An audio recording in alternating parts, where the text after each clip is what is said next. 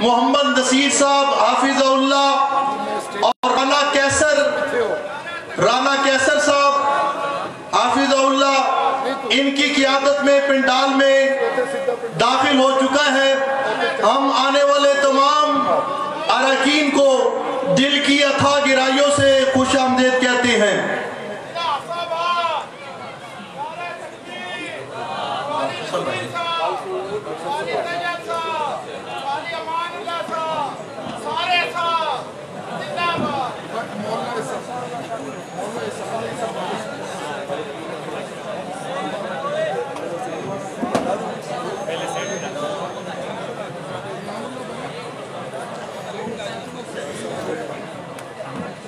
نوجوانان توحید و سنت صوبہ پنجاب کے غیور شاہینوں،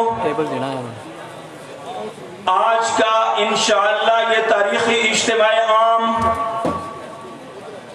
جہاں اہل توحید کے لیے شان و شوکت اور سطوت کا علامت بنے گی،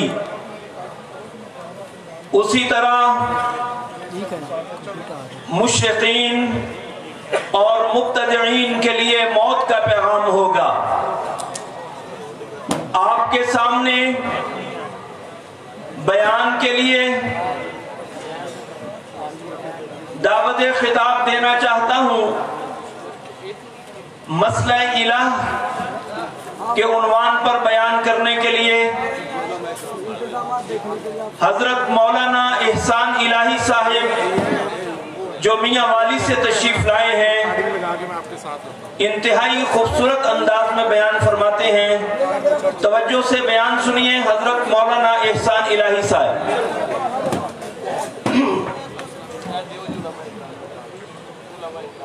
الحمدللہ رب العالمین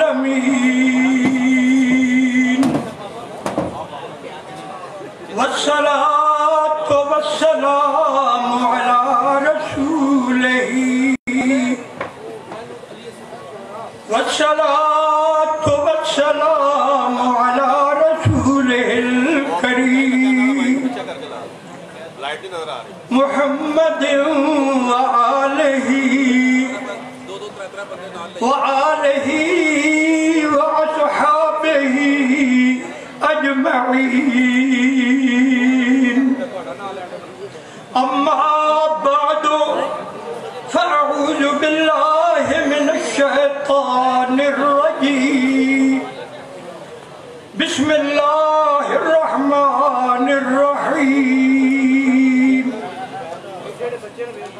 أم اتخذوا من دون الله شفعاء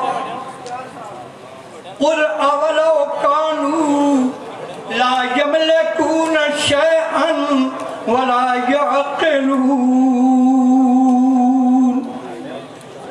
قل لله الشفاعة جميعا له ملك السماوات والأرض ثم إليه ترجعون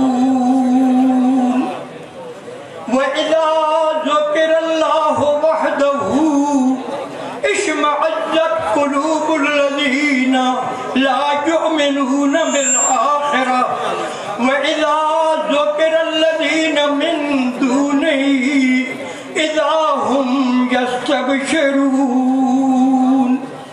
سبحان ربك رب العزة عما يصفون وسلام على المرسلين والحمد لله رب العالمين۔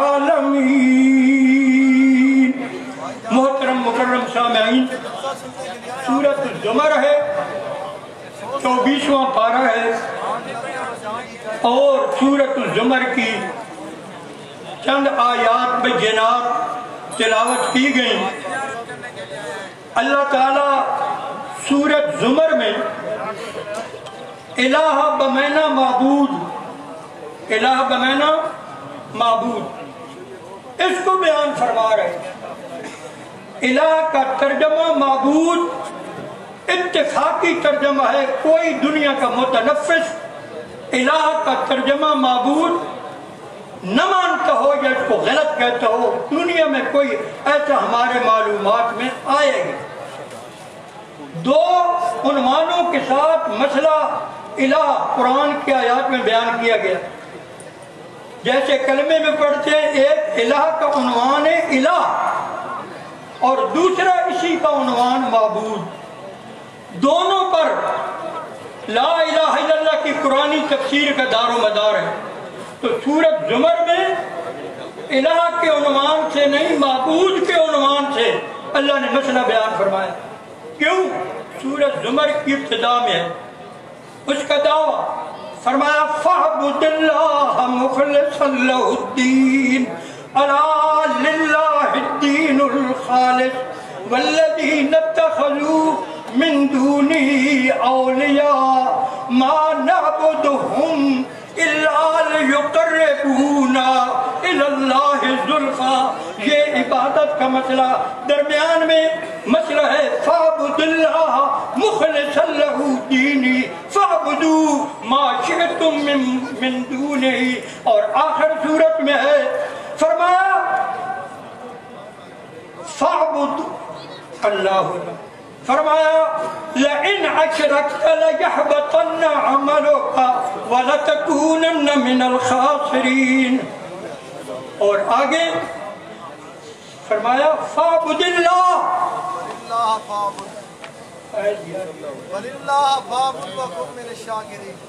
قُلْ أَفَغَيْرَ اللَّهِ تَعْبُدُونِّي أَعْبُدُ أَيُّهَا الْجَاهِلُونَ وَلَقَدْ أُوحِيَ إِلَيْكَ وَإِلَى الَّذِينَ مِن قَبْلِكَ لَئِنْ أَشْرَكْتَ لَيَحْبَطَنَّ عَمَلُكَ وَلَتَكُونَنَّ مِنَ الْخَاسِرِينَ بَلِ اللَّهَ فَاعْبُدْ وَكُن مِّنَ الشَّاكِرِينَ۔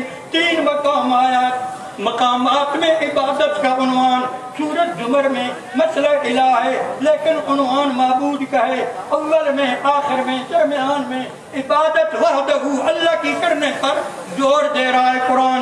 دلائل عقلی اور بھی ہیں، سب سے بڑی عقلی دلیل، عام فہم دلیل، انبیاء غیر انبیاء کو شامل دلیل، ساری کائنات کو شامل دلیل اللہ نے بیان فرمائی۔ موت حیات کا مسئلہ فرمایا اللہ یتوفی الانفس حین موتها واللتی لم تمت فی منامها فیمسک التی قضى علیها الموت ویرسل الاخرى الى اجل مسمى ان فی ذلک لآیات لقوم یتفکرون۔ اس کے بعد ہے ام اتخذوا من دون اللہ شفعاء۔ البلاغ المبین شاہ ولی اللہ کی کتاب ہے، اور مردوں سے سفارش کرانے والے پر فتویٰ شاہ ولی اللہ کا ہے البلاغ المبین میں۔ اور اس آیت کو لکھا، ہم نے ماقبل کو دیکھا تو پہلے نیند اور موت کا فرق اللہ نے بیان فرمایا، موت کا مسئلہ ہے۔ آگے ام اتخذوا من دون اللہ شفعاء، اموات پرستوں کو، مشرکوں کو جو مردوں سے سفارشوں کے عقیدے رکھتے ہیں، اللہ نے ان کو سمجھایا کہ ربط اس سوا کوئی ہے ہی نہیں، کہ مردوں کو سفارشی سمجھنے والے ان کی تردید ہو رہی ہے۔ کیوں؟ پہلے نیند اور موت کا مسئلہ۔ کوئی مجھے انسان دکھاؤ نبی یا غیر نبی سوتا نہ ہو، سارے سونے والے، تو جب سونے والا آنکھیں بند کر کے سوتا ہے تو ناظر مانے یہ عقل کا علاج۔ معاشرے میں بے وقوف لوگوں کو کیوں بناتا ہے، خود کیوں بے وقوف بنتا ہے کہ سونے والے بھی حاضر ناظر ہوتے ہیں، حاضر ناظر صرف اللہ ہے۔ دوسرا جو سوتا ہے سونے کے بعد وہ آس پاس سے غافل ہو جاتا ہے، حتیٰ کہ اپنے آپ سے بھی غافل ہوتا ہے۔ تو جو سونے والے کی عبادت کرے وہ بھی الو کا پٹھا بے وقوف، اور پھر جو مر جائے تو اس سے اور زیادہ لا علمی بے علمی اور سب کچھ کا ختم ہے۔ سونے والے میں صلاحیت جاگنے کی تھی، جو مر گیا وہ قیامت تک کے لیے جاگ بھی نہیں پائے گا۔ سونے کی حالت بھی اس پر نہیں آ سکتی، مرنے کے بعد وہ قیامت کے پہلے زندہ کیسے بن جاتا ہے۔ دنیا ساری بے وقوف بن گئی، علم عقل چھوڑ گئے، وحی کو چھوڑ گئے، قرآن کو چھوڑ گئے، مردوں سے سفارشیں کراتے پھرتے ہیں۔ مکے والے مشرک بتوں کو کہہ وَيَعْبُدُونَ مِن دُونِ اللَّهِ مَا لَا يَضُرُّهُمْ وَلَا يَنفَعُهُمْ وَيَقُولُونَ هَؤُلَاءِ شُفَعَاؤُنَا عِندَ اللَّهِ. یہ مکے والوں کا عقیدہ ہے. سورۃ یونس میں بتوں کو سفارشی سمجھنا، بے روح بے جان پتھر کے بتوں کو سفارشی عقیدہ رکھنا، یہ مکے والے ابو جہل پارٹی کا کام تھا. اور اہل کتاب رہتے تھے مدینہ میں. جب نبی کریم صاحب قرآن مکہ سے چل کر مدینہ میں آئے تو وہاں کون سے یہود نصارہ آباد اہل کتاب، وہ بھی انبیاء علیہ السلام کی وفات کے بعد اموات پرست قبروں پر جا کر سفارشیں کراتے تھے. عقیدہ تھا یہودیوں کا کہ نبی قبر میں میت نہیں حی ہے، اور پھر سنتا ہے، پھر سفارشیں کرانے کی درخواست دیتے تھے کہ ان کے حوالے سے ہماری دعا، ہمارا مطلب پورا ہوگا. تو انبیاء کو موت کے بعد سفارشی سمجھا تو اہل کتاب نے سمجھا، یہود نصارہ نے سمجھا ان کو اصنام پرست نہ کہو، اموات پرست ہیں. آج کل اہل کتاب کا شرک اموات پرستی عام ہے. تو شاہ ولی اللہ صاحب نے ام اتخذوا من دون اللہ شفعاء کی آیت لکھی. ما قبل میں نیند اور موت کا مسئلہ اور اس کے بعد سفارش کا مسئلہ. اگر مرنے والوں کو، سونے والوں کو سفارشی عقیدہ رکھا جائے تو اس کو ہر آدمی عقل مند کہہ سکتا ہے وہ نامراد جس کو تو سفارش کے لیے کہتا ہے وہ تو بے روح ہے، بے جان ہے. بت تیرے لیے کیا سفارش کریں گے، کیا سنیں گے، کیا سمجھیں گے؟ وہ تو حرکت نہیں کر سکتے، بول ہی نہیں سکتے، تو ان کو سفارش. اور جو اموات کو سفارشی سمجھتے ہیں تو ان کا بھی عقیدہ یہ کہ ہمارے لیے سفارش کرتے ہیں، زندہ ہیں، سنتے ہیں، ہمارے سفارشیں ان کے ذریعے سے جاتی ہیں. اللہ نے فرمایا میں نے ان کو مار دیا، میں موت سے خود پاک ہوں، لیکن تم بے روح اور بے جان یا بتوں کی یا مردوں کی سفارش کے قائل ہو. ذرا سفارش کرنے سے پہلے جن چیزوں کی ضرورت ہے وہ مردوں میں ہے. مردوں میں زندگی ہے اب نہیں. اچھا سنتے ہیں نہیں، سفارش کیسے کرتے ہیں؟ تو اس سفارش تک پہنچنے کے لیے یہ جو عقیدے ہیں یہ مشرکانہ ہے، اور مشرک ہر مشرک دنیا کا وہ سفارشیں کرانا چاہتا ہے، اس لیے ان کو پکارتے ہیں. اگر ان کا عقیدہ ہو کہ نہیں سنتے تو قبروں پر اور بتوں پر شرک ہو ہی نہیں. تو سارے یہ مبادی ہیں. قرآن کہتا ہے شرک ہے، کفر ہے، آگے سفارشی بناتے ہیں. تو شاہ ولی اللہ نے یہ آیت لکھی ام اتخذوا من دون اللہ شفعاء. جو مردوں کو سفارشی سمجھتے تھے اموات پرست اہل کتاب کی طرح، ان کی تردید ہے. فرمایا نبی کریم کو اللہ فرماتے ہیں ان مردہ پرستوں کو کہہ دو قل اولو کانوا لا یملکون شیئا ولا یعقلون، اے ولا یعقلون شیئا. وہ جن کو سفارش کا کہتے ہو لا یملکون شیئا بھی ہے، آیت ختم ہو گئی، ورنہ مانا ہے لا یعقلون شیئا. کون ہے لا یملکون شیئا ولا یعقلون شیئا؟ انبیاء بھی لا یعقلون شیئا موت کے بعد، اور سونے کے بعد بھی لا یعقلون شیئا، اور اس کے بعد لا یعقلون لا یملکون شیئا. تو جب تک اللہ اختیار نہ دے کوئی نبی بھی سفارش کرنے کی پوزیشن میں، تو نہ ان کا کوئی اختیار ہے نہ ان کی اب عقل کام کر رہی ہے. کیوں؟ کہ موت آ گئی یا نیند آ گئی. تو نیند سے بھی لا علمی آتی ہے، غفلت آتی ہے. اللہ سونے سے پاک ہے، لا تأخذہ سنۃ ولا نوم، وہ تو سچا الہ ہوا. اور جن کو لوگ پکارتے پھرتے ہیں وہ سو جاتے ہیں، لیکن سونے والا بھی جاگ سکتا ہے. جب اور زیادہ ترقی ہوئی تو موت آ گئی، مر گیا ہمیشہ کے لیے، سب کچھ اس کے صفات یاد ختم ہو گئے. اچھا جی، تو پھر یہ یاد رکھیں اس موت اور نیند سے کوئی نبی مستثنا. تو جو کہے گا نا اس قانون موت اور نیند سے انبیاء کا استثناء کرے گا وہ قرآن کا منکر ہے، وہ قرآن کا کسی کو غلط فہمی نہ رہے، قرآن کا منکر ہے. اور جو غیر اللہ کو پکارتے ہیں ان کا عقیدہ سما بھی کفر ہے، ان کا عقیدہ حیات بھی کفر ہے، سفارش کرنے کا عقیدہ بھی کفر ہے. اس آیت کے के तहत शाह वलीउल्लाह लिखते हैं। एक तो ये हो गई, फरमाते हैं वहुम अन दुआइहिम गाफिलून वमन अज़ल्लु मिम्मन यदउ, ये आयत भी लिखी। उसके बाद शाह साहब लिखते हैं बिदा के आयत करीमा दलालत वाज़े कर्द बर इनके अम्बिया औलिया बर इनके अरवाह मगीबा व अब्दान मुहज्जबा कि दर आलम कुरस्ती दमे शवन वदुआए हाजत रवाई बसुए आनो कर दमे शवन हमा अद्दुआए दाइया बेखबर महलन खा अम्बिया बाशन खा औलिया। ये शाह वलीउल्लाह बलागुल मुबीन में लेंगे तो वो मुशरिक हैं जो अम्बिया का इस्तिस्ना करके सिफारिशी समझते हैं। तो इन आयात से कोई किसी फर्द इंसान को मुस्तस्ना करने वाला और कुरान की आयात और कानून से निकालने वाला कोई दुनिया का आदमी नहीं है। और अगर कोई कहेगा हम उसकी नहीं मानेंगे, सारा जहान उस तरफ हो जाए, हमारा ईमान कुरान पर पक्का है, वो मुशरिक होगा। बहरहाल सारी दुनिया में ये शिर्क चल रहा है, मैंने इसको निशाना बनाया। मेरे दो मुनाज़रे हुए, मैं उनका मुख्तसर जिक्र करना चाहता था ताकि ला इलाहा इल्लल्लाह का तसल्सल। एक तो ये शिर्क का रास्ता बंद कर ले, दूसरा मुझ पर सवाल हुए, मैंने जवाब दिए, मुख्तसर उसका जिक्र करता हूँ ताकि आइंदा आप पर कोई सवाल करे तो आप भी जवाब दें।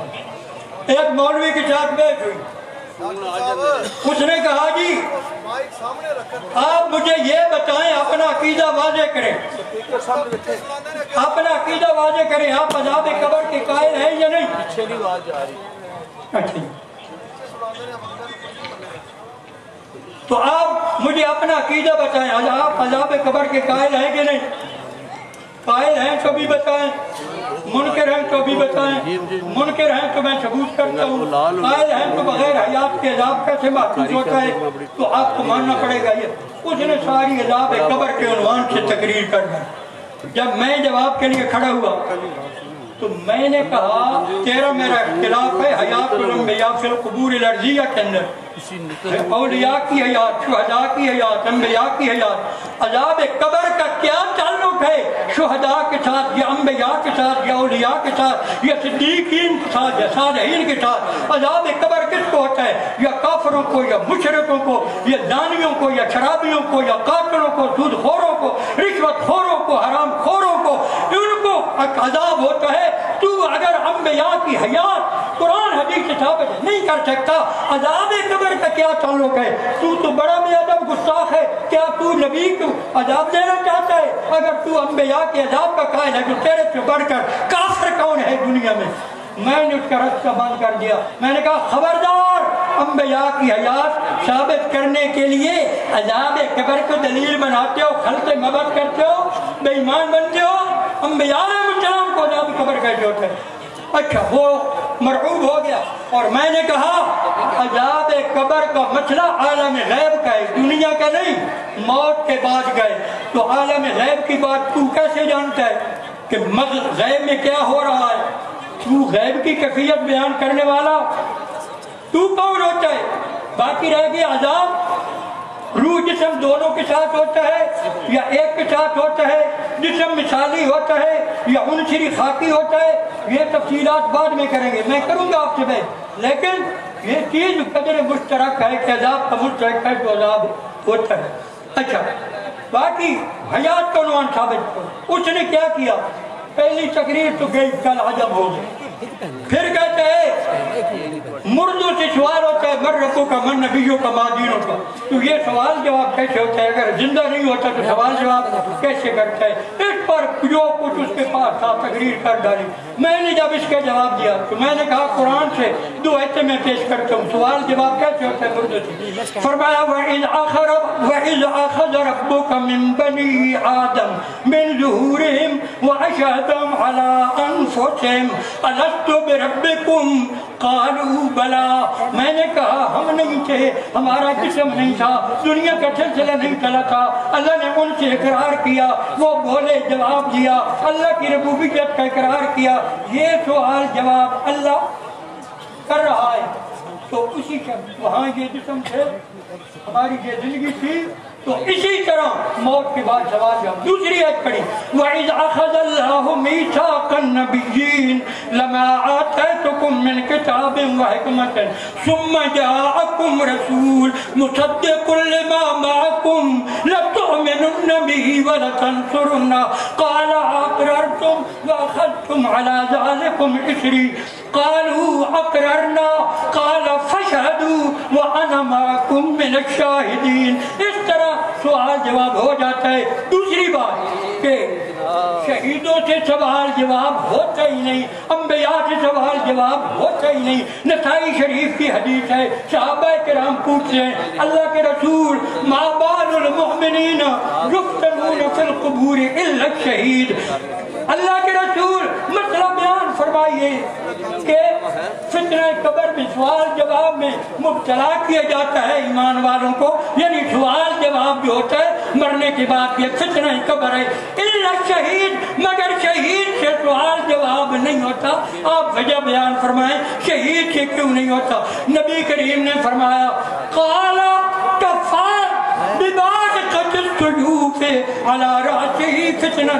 शहीद जब मैदान जंग में शहीद हुआ, उसने तलवारें देखी, उनकी चमक देखी और जंजीरों की झनकार सुने, तीर चले और नेज़े चले। इस झुरमट में कुफ्फार की फौज के साथ लड़ता हुआ जो शहीद हुआ, शहीद वो होता है जो पहले ईमान पर हो और अल्लाह की रजा की खातिर शहादत हासिल करे, वो शहीद होता है। वही आजमाइश काफी है, इसने जान दे दी, ईमान नहीं दिया। अब इसकी नई शरत आजमाइश, इससे सवाल जवाब मर रब्बो का मन नबियों का बंदा के आगे तो कच्ची कुल नहीं सकता। नबी करीम ने फजीलत बयान फरमाई, शहीदों से सवाल जवाब होता ही नहीं। नबी का दर्जा शहीद से ऊंचा। शारहीन हदीस ने लिखा शहीद के ऊपर दर्जा सिद्दीक है, सिद्दीक से भी सवाल जवाब नहीं होता। ऊपर दर्जा नबी का है, मौत के बाद सवाल जवाब नबी से नहीं होता। भला फरिश्ते कह सकते हैं नबी को मन नबियों का, वो कहेगा मैं खुद नबी हूँ। ईमान की बात करते हो, मैं सारी दुनिया के ईमान का मरकज हूँ, अल्लाह का नबी। तो ये जचता ही नहीं। तो मैंने कहा तू अंबिया की फजीलत का मुनकिर है, शुहदा की फजीलत का मुनकिर है, तू सवाल जवाब से हयात साबित करना चाहता है। मैंने उस पर फतवा लगा कर उसको शुरू करा। तीसरी बात आखिरी जो उसने की, कहते हैं शहीद जिंदा है, इस पर तकरीर कर डाली। जब मैंने जवाब दिया तो मैंने कहा अहयाउन वलाकिन ला तशउरून, शहीद जिंदा तो है लेकिन तुम्हें उनकी जिंदगी का शऊर नहीं, और तुम शऊर का दावा करते हो दुनिया की जिंदगी इन कब्रों में। ला तशउरून के मुनकिर। दूसरा मैंने कहा कुरान के अपने लफ्जों में शहीद क्या है, वला तहसबन्नल्लज़ीना क़ुतिलू फ़ी सबीलिल्लाह वला तक़ूलू लिमन युक़तलु फ़ी सबीलिल्लाह। माज़ी मजहूल, मुज़ारे मजहूल, इसको मबनी लिल मफ़ऊल कहते हैं। कुरान के अपने लफ्जों में शहीद मक़तूल फ़ी सबीलिल्लाह। अब मक़तूल की तारीफ करो, रूह जिस्म के अंदर हो और उसको मक़तूल कहा जाता है। इसको साबित करो तो वो उसको दौरा लग गया, बेहोश हो गया। बहरहाल मैंने उसको मुनकिर हदीस भी साबित किया। नबी करीम से पूछा गया शहीद कैसे जिंदा है, तो नबी करीम ने फरमाया इन्ना अरवाह शुहदाए फी अजवाफ खैर खुजरन, इस शक्ल में जिंदा है। और जो इस तरह इस शहीद की हयात को न माने वो मुनकिर कुरान भी है, वो मुनकिर हदीस भी है। बहरहाल वो बेहोश हो गया, मैं तफसील नहीं कर सकता, आगे कोई बात न कर सका, नाट का मैंने बंद कर दिया। अल्लाह के फजल और करम से आप पर भी कोई ये तीन शुबे पेश करके मुशरिक कोई हयात साबित करने की कोशिश करे, आप भी कुरान और हदीस अपने मैदान से भागने पर मजबूर कर दे। अल्लाह ताला हमें तौहीद पर इत्तिकामत अता फरमाए। व आखिर दावाना अल्हम्दुलिल्लाह। माशाअल्लाह, बहुत खूबसूरत अंदाज।